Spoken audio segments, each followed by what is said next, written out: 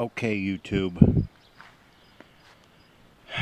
It is, I think it's the 1st of August, and I went and dug up my potatoes, and I replanted the beds with peas.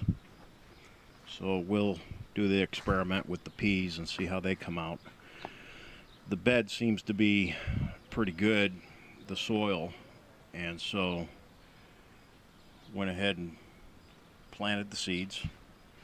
But I did get some really nice sized potatoes here, and I got four or five buckets. Let's see, I got 5 buckets full. I've already given some away to the neighbor, but that's a nice potato.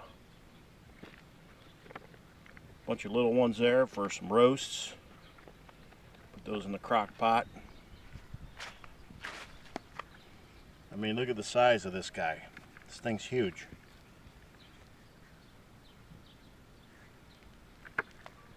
Got a whole bunch of them here. So let's hope my peas come out. I hope they do. Later.